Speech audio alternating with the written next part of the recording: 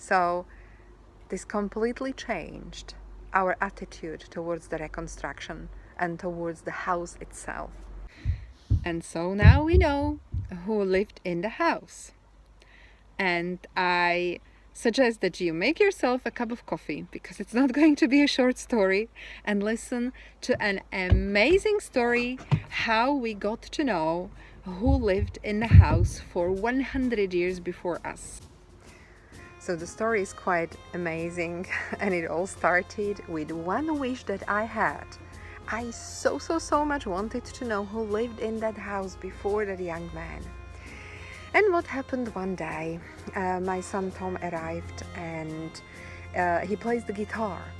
And as we were reconstructing the house, he wasn't able to practice the guitar inside. So he said, "Mom, I need some space, I need some quiet. I'm taking the car, I'm going to practice somewhere outside." And so he did.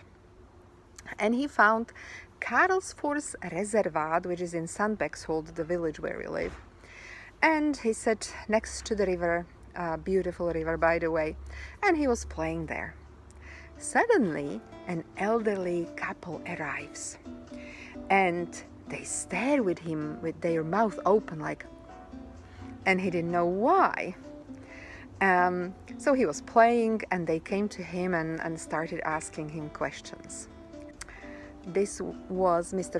Johansson and Inger, and they are basically, he's a president of the organization who is trying to save that old steam machine and the factory in Sandbäcksholt.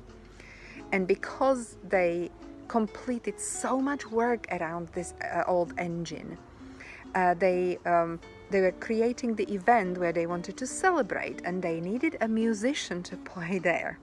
And they kept asking their friends, and nobody was free and nobody wanted to come.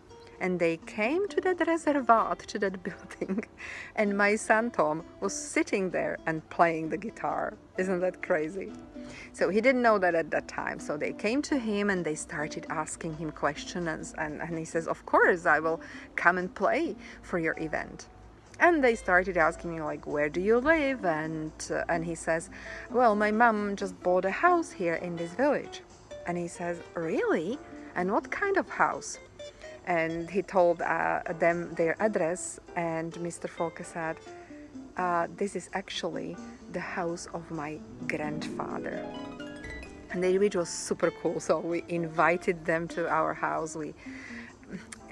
He is such a lovely man. I mean, he is absolutely wonderful. We showed him all the photographs that we found, and materials and documents and etc. And we basically became very close friends.